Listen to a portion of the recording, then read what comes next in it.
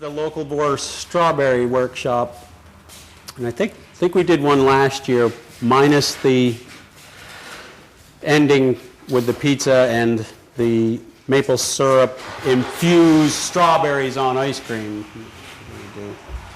I know a guy who makes syrup and strawberries. So strawberries organically can either be a big win or a really, really big loss. And I've had some really big losses and some really big wins. The first 3 years that I did strawberries, the first year I did 3,000 quarts, and I said, wow, this is great. I'm happy. Strawberries are my thing. The next 3 years, it was hot, and all it did was rain every single day. And we picked one berry in 10, one berry in 15, and you had to eat it within a few hours or it turned to mold. That's the thing about organic berries, is there's nothing to keep them from molding. There's mold spores on them all the time, even in the field.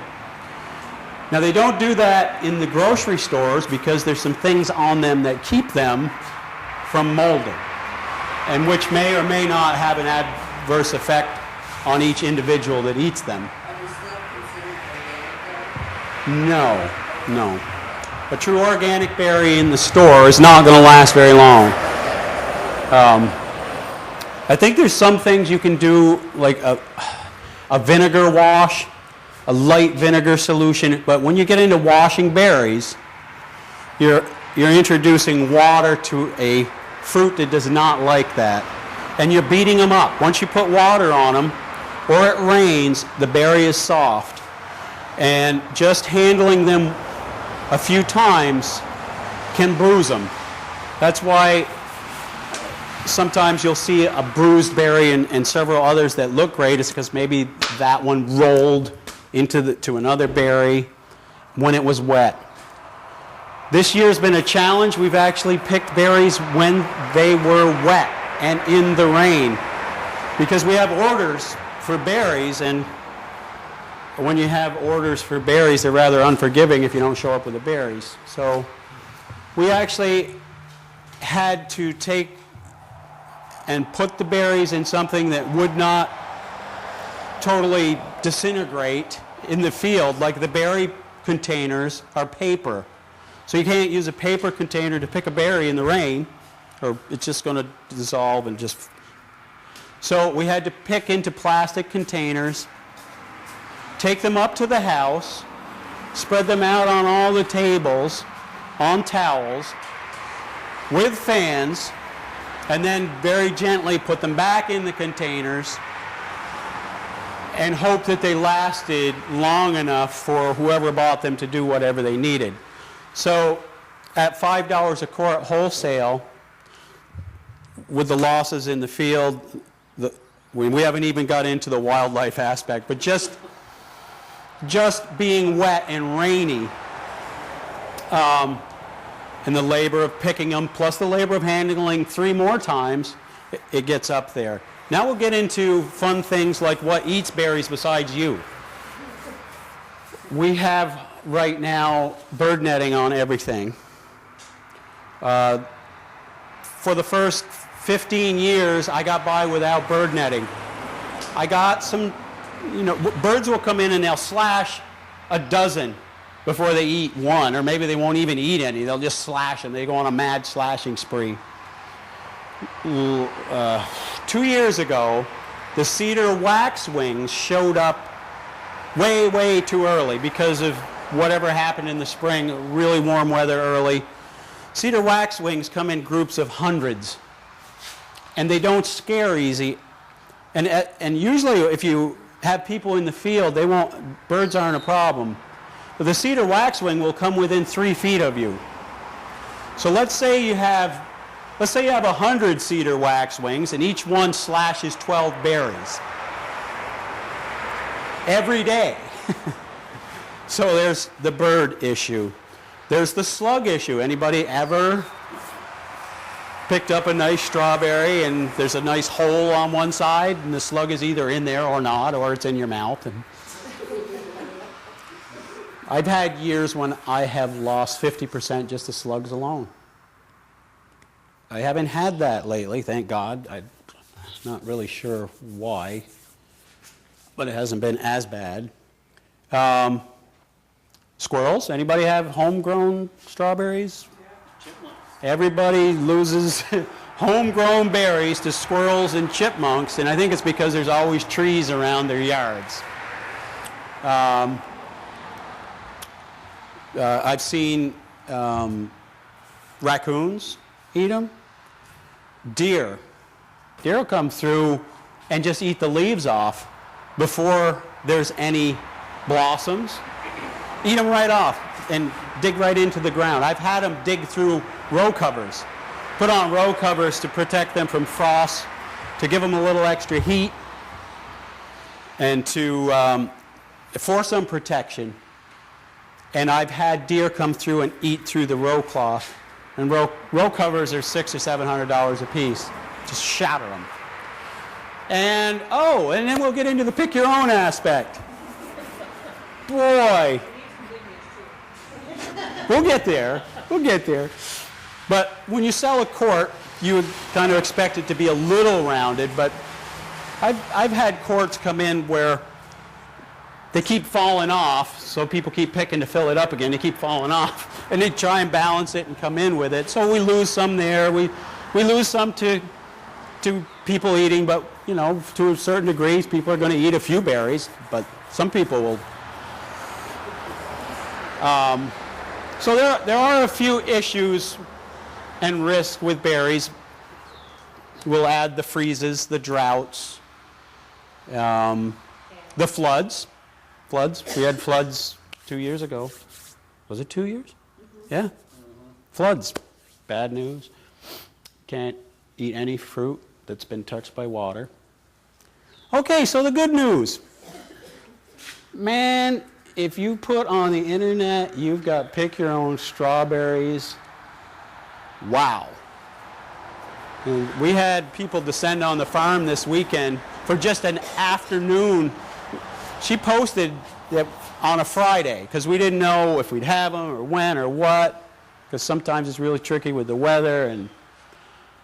And she posted it Friday afternoon, and there were just hundreds and hundreds of quarts that went out of here that afternoon. And then we did Sunday afternoon as well, and we kind of got rained out, but early on there were a lot of people. So it really makes the farmer feel good to have lots of people come to the farm, and then when they say, wow, those are really tasty berries. We had somebody else's berries, and it was awful. And we had your berry, and it was so good.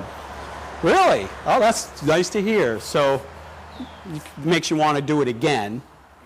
When you have a really good crop, last year I had not one moldy berry the whole season. Unheard of. Organic berries are always moldy. Just there's no way around it because there's no control, really.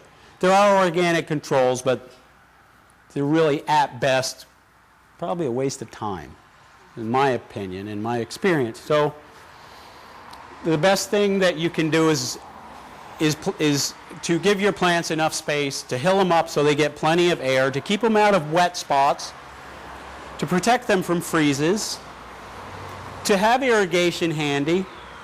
To have strawberries and no irrigation is a lose-lose-lose situation, unless it does what it's doing now. And you can't always be guaranteed that that's going to happen. Before this started raining, it was dry. And I did irrigate because they were just starting in the spring. Berries bring a good price. I'm selling at $7 a quart. That's a lot of money for a quart of strawberries, but I sell out. I wish I had 2,000 quarts of strawberries for this week.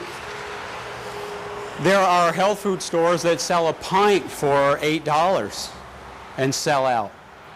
So there's something about the berry and something about an organic berry that's really special. So I'm going to throw a couple sticks in here, and then we're going to go out and see ones we are picking and have picked, and next year's crop that's planted. So we'll go outside just a second. Fruit supply companies that give you everything that you need to grow fruit crops. And bird netting is one of them. Deer netting is another one. You made a raised bed because they always seem to do better when they're up high and the air can get them and they can drain away. If you do that, that's another reason why you need irrigation though.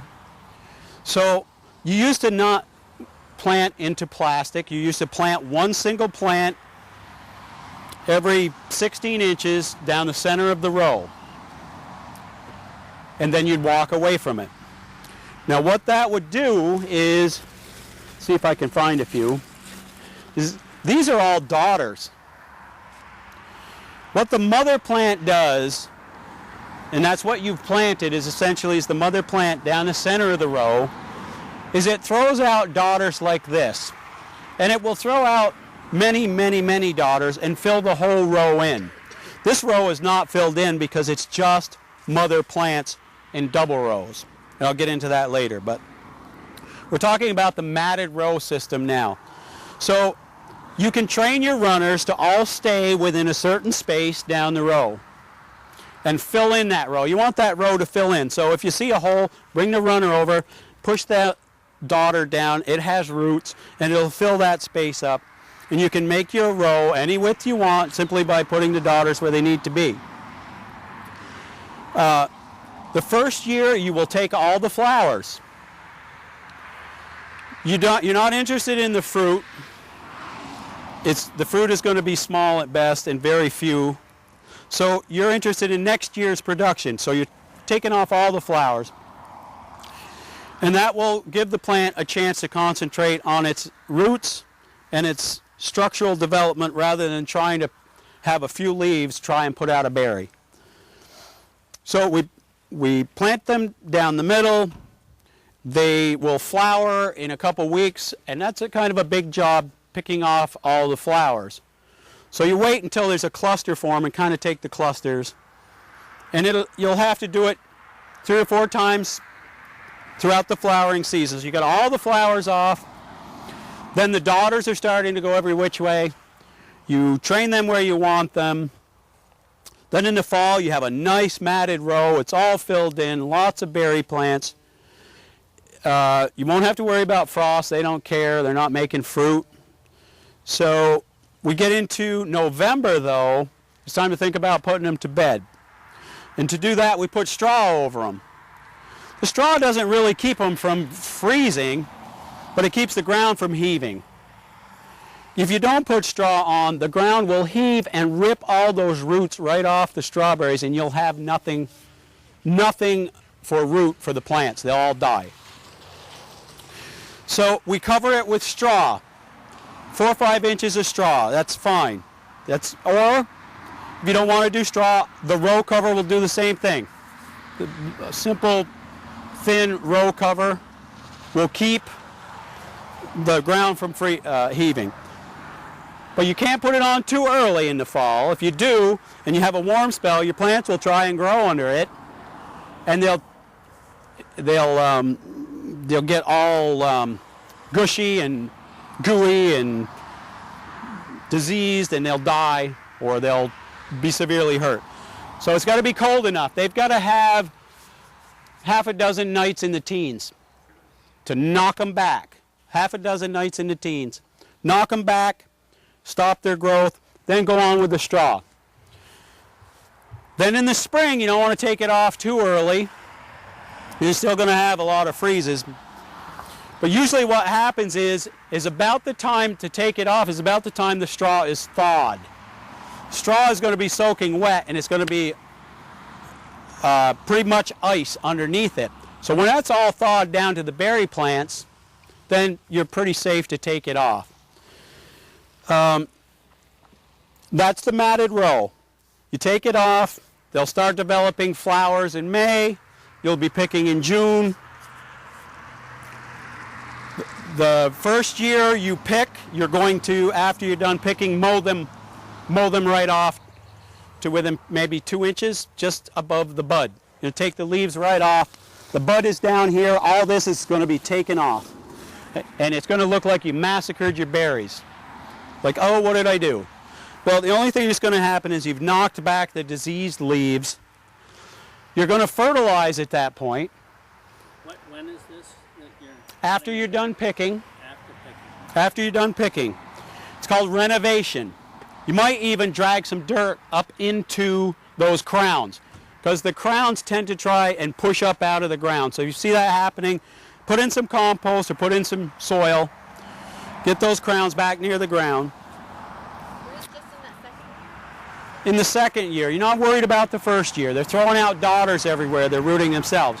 But in the second year, they've developed a crown, and sometimes they'll push up out of the ground. Renovation kind of brings dirt back in. Might do a little thinning if you want bigger berries. And you fertilize it. I've been using Cheap, which is an organic dried chicken manure. There's ProGrow. You know, there's other things like bone meal and alfalfa meal and all kinds of organic fertilizers. If you're not doing it organically, there's a whole host of those kind of fertilizers at any given store. And they'll tell you what rate to put it on. And you just broadcast it on. Or you can use fish and seaweed and pour it down the row or spray it on. That's the matted row. Any questions about the matted row system? Yeah, how do you know when to get rid of the butter? How do you know when you get... I don't carry them any more than 3 years. Most of the time it's 2. Yeah, but how do you know, like, which one? I can't always tell the difference. You don't care. You don't care. Oh, so you take them all out. No, don't touch anything. You don't need to. So after 3 years, you just... After 3 years, After 3 years, you take everything. you're taking them, you're moving it somewhere else. Because, and again, organically, 3 years in one place is asking for trouble, and it usually means you've got grass growing everywhere, because we can't use herbicides. So you have grass growing everywhere, weeds growing everywhere. If I had time, I'd take you up on the hill. You would see every weed imaginable up there, and I've spent hours and hours and hours weeding that already, half a dozen times. So to carry that a third year is... Sometimes I do and pretend it's a cover crop and fish out whatever berries that I can out of it. It's kind of like a cash cow. Whatever I get out of it is good, and whatever grows there I can turn under and plant garlic maybe. Diseases, all kinds of diseases show up because you're not using fumigants. So you don't want to be in that ground very long. Now, is there anything you shouldn't, is there any, like, you say you're just growing a little bit at home. Yep. Is there anything like it's averse to that was maybe growing there before? You know, there's tricky stuff for tomatoes. Yeah, well, First, first and foremost, you want to just stay away from anything weedy. You're going to want to know what the behavior, what was in there before. Was it yellow? Did it grow very well? These are, they spread, they're surface dwellers, so you kind of want a loomy soil. You don't want something that's got a hard pan. By hard pan, I mean you've tilled the garden at a certain level, and it's created this layer of concrete below that layer, and you can't get the roots through it. So, but there's no specific. no, I haven't. That they don't like. No, I haven't run into it. I just kind of. I'm somewhere between 6 and 7. And where most vegetables grow in a garden, strawberries will grow. Is that a 3-year rule, like general, or is No, that it's specific a climate, or most organic farming? most of the commercial growers are moving to 1-year cycles. That's this system right here. But those berries look too good to me. I don't want to till them under after 1 year. They look really good to me. But a lot of them are planting them as an annual crop. To plant them like we did those 2 or 3 days ago, the year before, and let them grow all year, and then next year you pick them and then they plow them under. I don't want to do that. I think that's a lot of work and effort on my part for commercial growers who You know, I have 50,000 Mexicans are all mechanical. Yeah, rip it up, put it in a new place, but this is all hand labor here. And this system is the new annual system. It's planting 2 rows of the mother plant in a double row right down through in a raised plastic bed with a drip line in it. There's a drip line right there in between them, and cutting off all of the runners. So you want 0 daughters, no daughters in this system. All you want is the mother plant to be big and huge, and that is a huge mother plant. It's got a crown bigger than my hand, and in any given year that should produce very large berries. Unfortunately for me this year, my first kingberries froze when we had 27 degrees. The row cover from the company said that was good down to 27-ish, so I doubled it. So I figured I was good down to 25, and at 27 it wiped out all the big berries. The first blossoms, those are your big berries. Those are the ones you cry over. The next ones are much smaller. Now up on the hill, because that's a matted row system, and those trees up there shade that fall sun, they were later, and those berries are bigger, much bigger.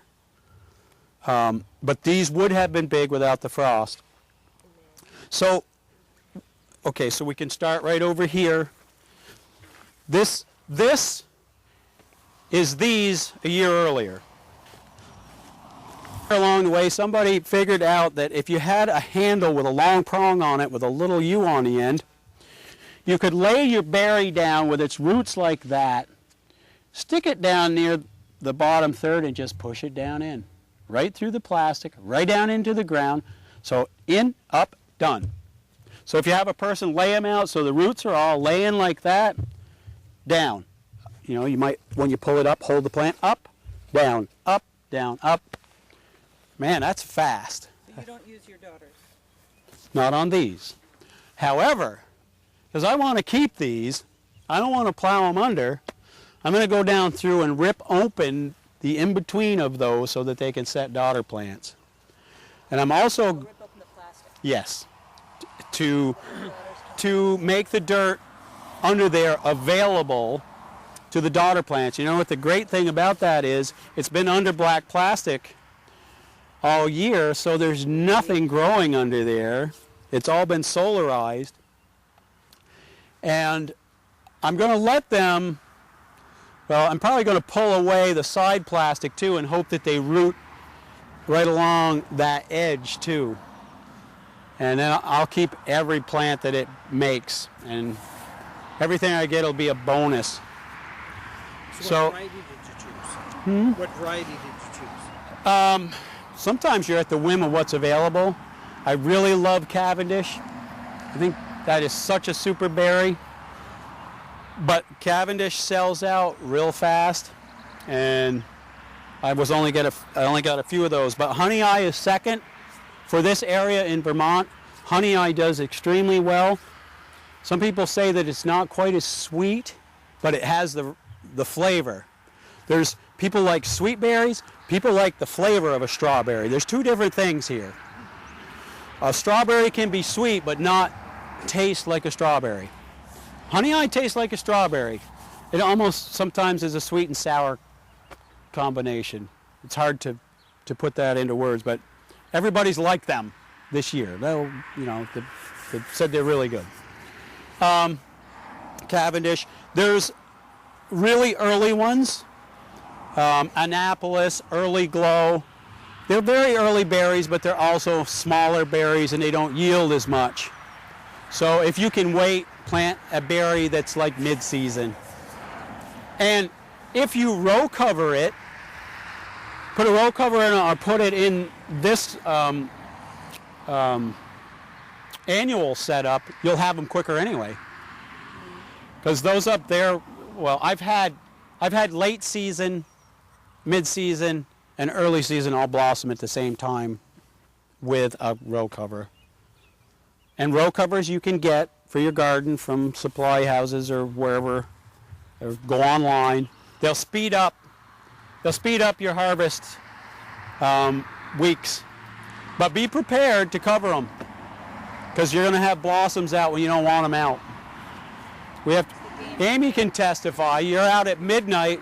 There was one year 18 times we covered and uncovered the berries. 18 times. And the next day it's got dew on it, so those row covers are sopping wet. They're heavy. Sometimes you got to wait. So Take them up like a tarp. amortize that against your $5 wholesale or your $7 retail. Does altitude make a difference? Altitude's huge, huge. If we're at 1,500 feet, You got to do everything in your power to early those berries. I'm at 1600. So I cover mine with vegetable. Now remember, they're called June bearing for a reason. Right. But they kind of want to be producing heavy around the solstice. That's their thing. Because I'm down on the valley floor, you've got an advantage because you're not going to get those freezes that I get night after night after night, but you're not going to get the heat I get day after day after day. So there's your trade-off. Every time I get frozen out down here and I hear up there, oh, I didn't get it. No, I'm kind of jealous, but I'm not, because I'll have them now and you won't.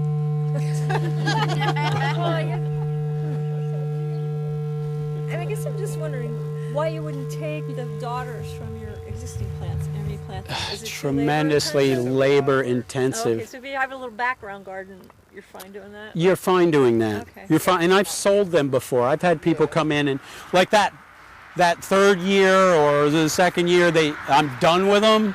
Then people can come in and take what they want, and I've had people do that. Because I only have 50 plants and I've given away hundreds. Yeah. I still have 50. So just a little quiz for you. This little plot here, how many do you think are in there? Well, come on, you're estimating. Let's see, 10 feet, 20 and 10 feet, times 4, there's 6,000. 2,500. there's 3,000 altogether. You know, you get up, you know, there's now in a matted row system, there's you know, there would be, I don't know, 15,000 or so, or even 20,000 In that same space. in the same space, because they just cover the ground, you know, the daughters just come everywhere. But they do that on their own. Nobody's. The only thing that you're doing is spacing them where they need to be. You don't want two daughters on top of each other. You don't want a daughter climbing up the mother plant and trying to.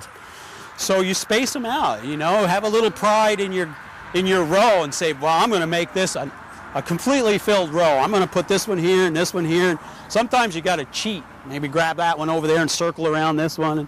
So why don't you do that? Okay, to the advantages of the matted row I should get into and why I went that way. The weeding is tremendous. 100 hours of weeding is hard to come by. Over and over and over on your hands and knees. It's just awful. There's not a weed in that one, but you look what's coming here. Now, if this was a matted row system, that would be all up in the rows too. So what are you going to do when those daughters have filled in that area and all those weeds are coming up in between? There's no way you're going to weed that. Because then you'll pluck the daughters up. You'll pull the daughters up. It's a nightmare. Time consuming. If you've got 4 people out there at $12 an hour, there's $50 an hour, and they go 5 feet an hour, and like, gee. But if you do have a matted row, like you don't need to. Someone told me you have to pull out the mothers or they'll stop producing strawberries. I don't. If you want a new row, let the daughters go out over here and take out where the mothers were.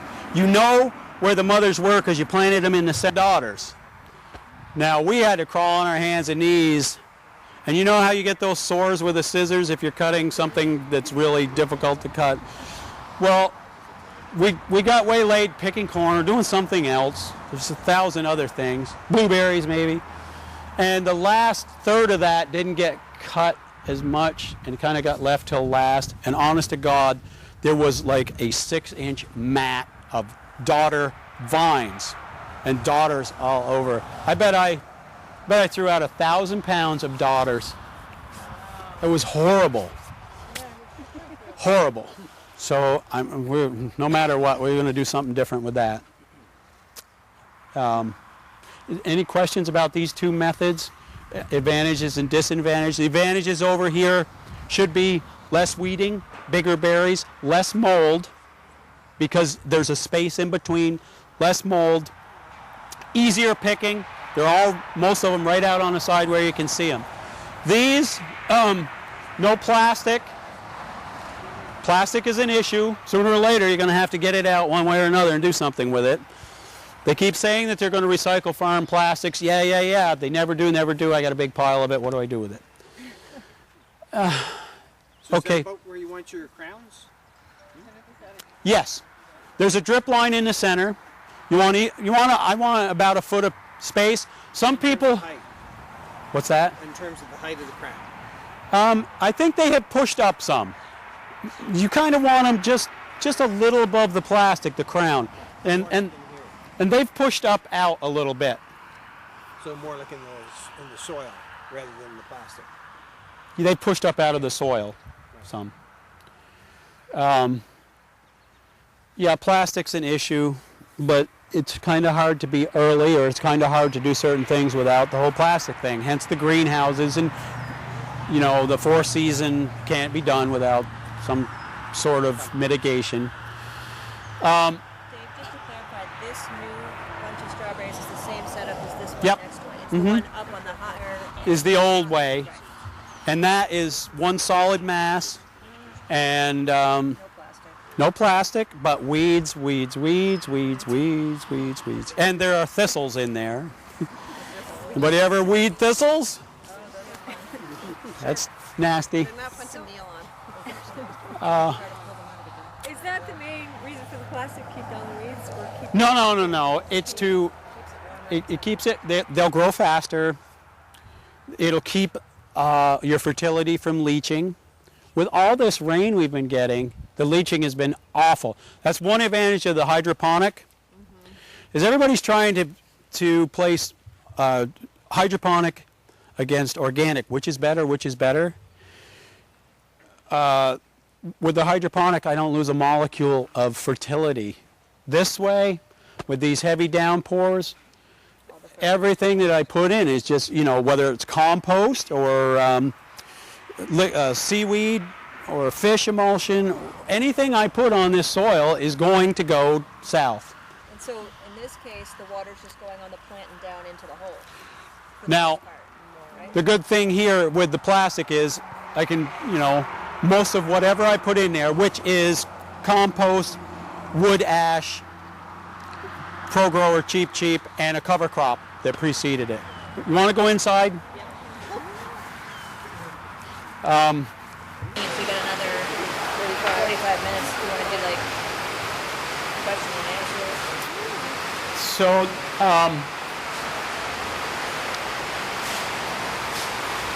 So, what do I do with the berries when I have them?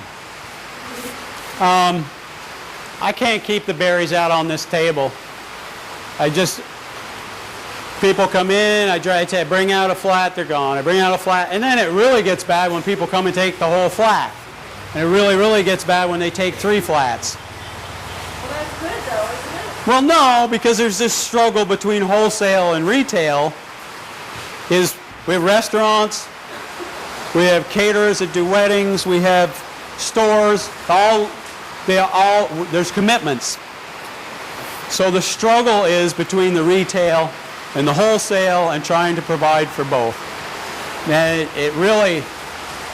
it's hard, especially in a year where either you've had a freeze or you've had molds. Right now, I could safely say I could peddle 200 or 300 flats in a day. In a day. 200 or 300 flats, you multiply that by 8 to tell you how many quarts you have. The demand is just phenomenal all the way around. So we do American flatbread, we do restaurants, we do city market. I could do them right now. They do 4,000 people a day through that store. And I sold them maybe 20 flats total. They would take all that I had. I don't have them. Any health food stores, any grocery stores would take any that I have. And organic berries in high demand. I would love to freeze them, and I have before. I can't even get any to freeze because come Thanksgiving, I could lay them out on the table. Frozen strawberries, gone. All winter long, frozen strawberries. We don't even have any for ourselves.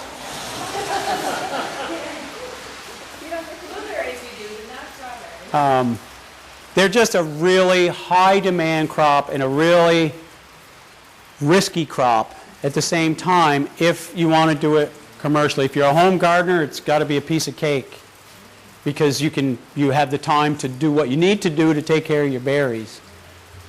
So Ile d'Orléans, up in like Quebec City, What's that? the Ile d'Orléans would go to Quebec's markets. They're producing strawberries all the way through to September, sometimes October. There are ever-bearing strawberries. They don't taste as good, in my opinion. I have some ever-bearing, and when the temperatures get cold, they'll flower up again. They're tasteless. Absolutely tasteless berries. They look good. They're pretty. I've got a bunch right out there right now I could pick for. I'm going to leave them right there because when people take a basket of those, then they say, these berries aren't anything, and maybe they'll never come back. So we'll put those into jam. We'll mix them with other berries, put them into jam. Oh, that's another whole thing. I could put all my berries into jam if I wanted to. So we do sell some jam on the wagon, and I'm going to have to squirm to get enough jam to do what I need to do for jam. It's a good problem to have, so I'm not throwing away any berries. There are other folks that throw away thousands and thousands and thousands of dollars of berries because they, well, for instance, during pick your own time, if it's 90 degrees out, nobody's going to pick berries. Nobody wants to come and sit out there and sweat and pick berries. But the berries are hot. They get sun scalded. I know in Mallett's Bay, they grow a lot of strawberries. And they lost a lot of strawberries last year because it was so hot. During strawberry season, nobody picked. Nobody picked them. They just... that's really loud, isn't it?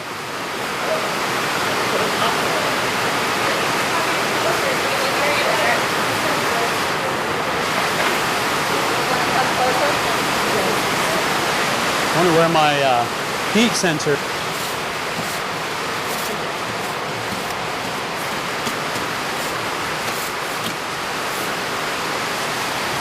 I mean, we could do our strawberry ice cream first. What? You want to do Q&A while people are eating? Yeah. Organic strategies. There are certain organic products. There is a product called Sluggo that's approved by the National Organic Standards Board. Sluggo is a white pellet. It's almost like a phosphate fertilizer. But the slugs are attracted to it and go for the pellet, and it gives them a stomach upset, and hopefully they crawl away, and that's the last you see of them.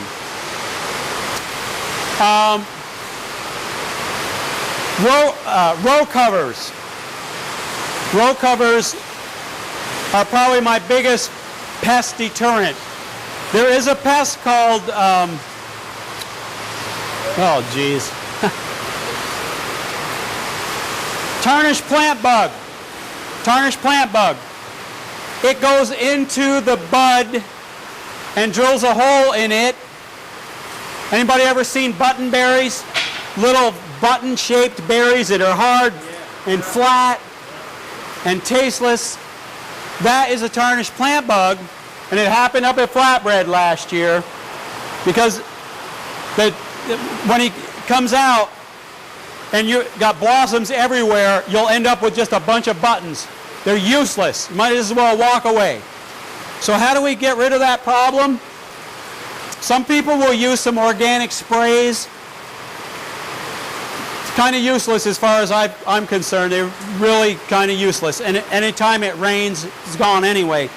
But if you can get the berry plant to flower before the tarnished plant bug shows up, you can get most of your berries before the buttons show up.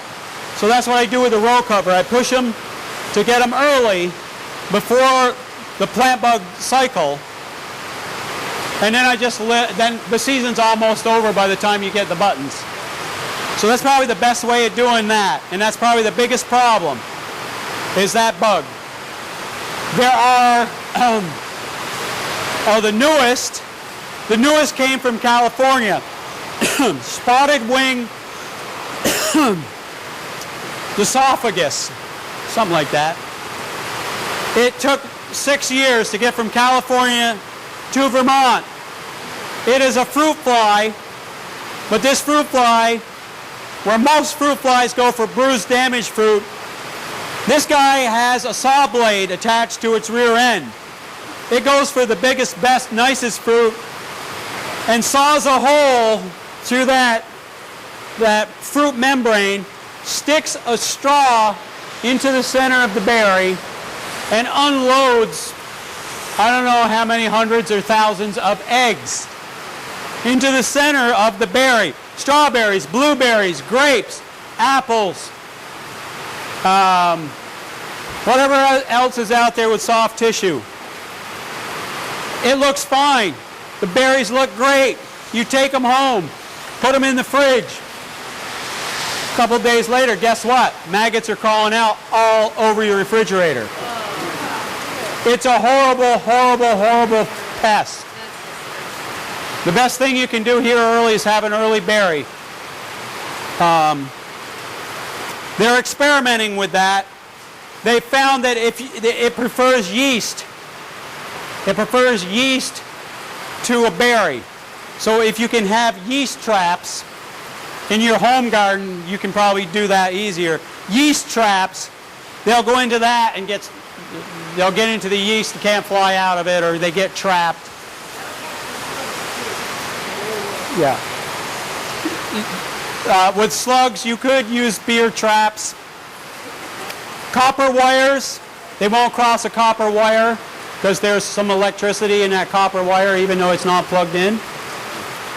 So this is... Does it have to be bare copper wire or can it's got, yeah, it should be bare copper wire. Ashes, wood ashes. Slugs do not like to crawl across ashes. So if you can take your stove ashes and do a perimeter band around your strawberries. Okay, so molds. What can you do with molds? Oxidate.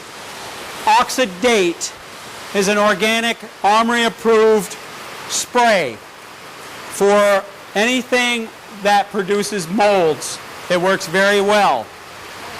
It kills on contact, and immediately after you've sprayed it, you can re-enter, you can do whatever you want. It's an oxidizer. It's not a toxin, it's an oxidizer. So it kills the spores, it kills the mold. You would have to repeatedly use it because it doesn't kill the potential for new spread. It kills what you have right now, which may be enough. And if you have a rain that comes along, it can dilute or delay your ability to do that even. It rains every day now. And it rains a lot and it's hot. This is the thing every farmer dreads. Every greenhouse out there is going to be full of botrytis now. And blights, early blight, late blights spread like hell in this kind of weather because of the storms. In the greenhouse? It's going to come in the storms and in the wind. These storms are producing tornado-like heavy winds. They pick up the spores and they move it across the states. We don't have it here, but it comes in with these storms. We get these storms earlier. I've got botrytis within the last couple days. It can wipe out a greenhouse in days. It can. Just mentioned strawberry and maple syrup. Oh yeah. Hartshorn maple syrup. And the strawberries that you saw out there, I can't vouch for the ice cream. All local. Does everybody have one and wants one? Who needs?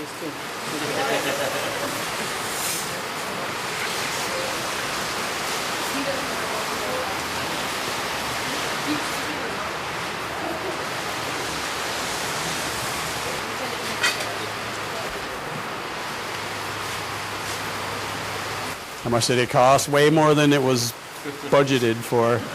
$7,200, and these are my stones, my clay. So it could have been much more. Yeah.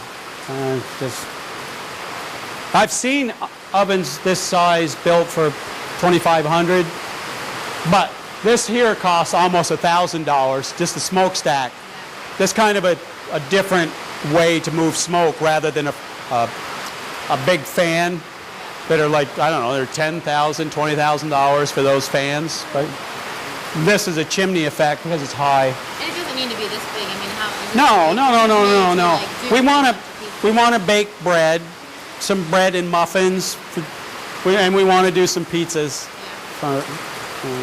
And we did lobster last year. We put some lobster in there and some corn, and it came out pretty well.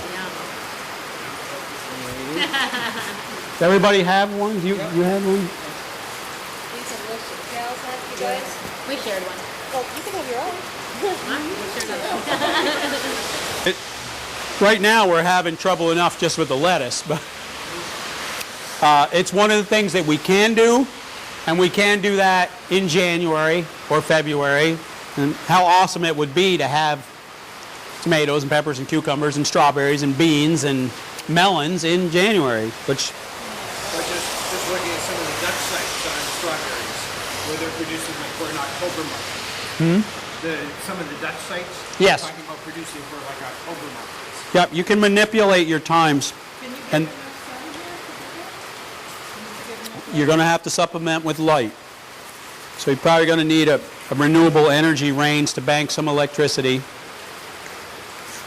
The lights are much better now as far as their energy needs and their amount of light that they put out.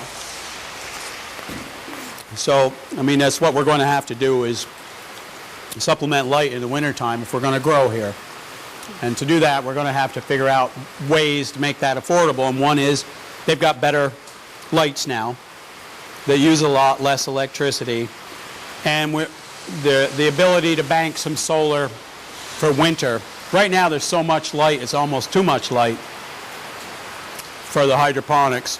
We've actually blown some leaf membranes because they grew too fast. You said you were having problems with the lettuce now, that you can't produce enough or some other problem? The growing conditions this spring were absolutely phenomenal. It was wicked sun every day and long days. And that system grows so fast that the little tiny molecules at the growing tips explode. And that opens up what's called tip burn. It's a browning of all those edges of that frills that comes up out of there. And then once you have that, then you're prone to have the botrytis come in because it's a wound. And we have some of that now too. That's that fuzzy mold. So, I guess Are you doing vertical growing in the tents or just horizontal right now? not with this lettuce setup. We could do vertical strawberries when we do them in pyramids, or we could do them in like the same way we do lettuce in horizontal trays or above head, or you could do them in vertical tubes. There's quite a few different ways that people are doing it. I think we have temperature. Oh, okay. So, where is our? Yeah, somewhere.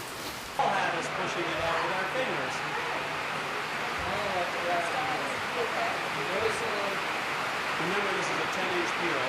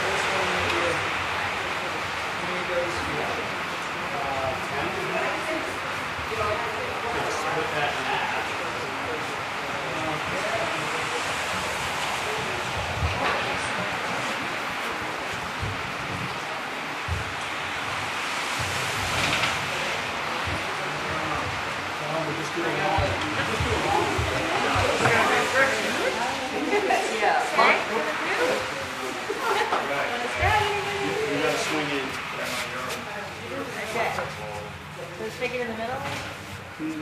About the second break.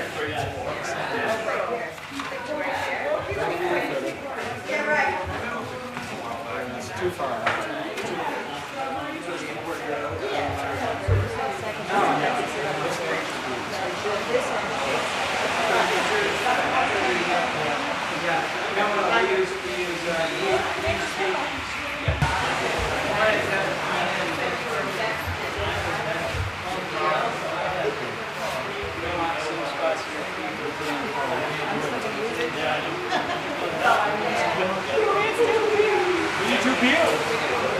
This is the other one we were talking about last week, in terms of trying to complete it, trying to look for an installation blanket. Right. It doesn't keep the aesthetics. Especially our hearts. Right.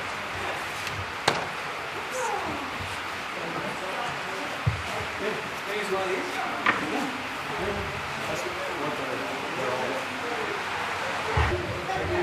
That looks good. You know what? He's gonna be able to do our pics too.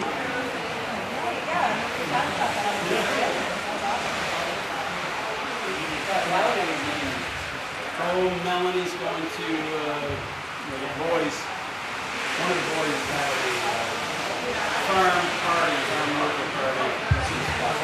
So even exists now or no longer? Big yellow. Just check with these If it was?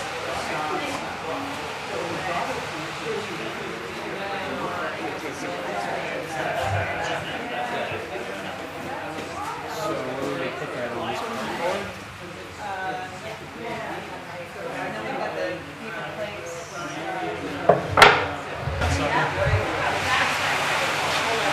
That was fast. Yeah, they come really fast in this oven. Wow. Right now the Where's the pen? We've got some corn we can put on it. getting hungry. Well, that's about the most interesting pizza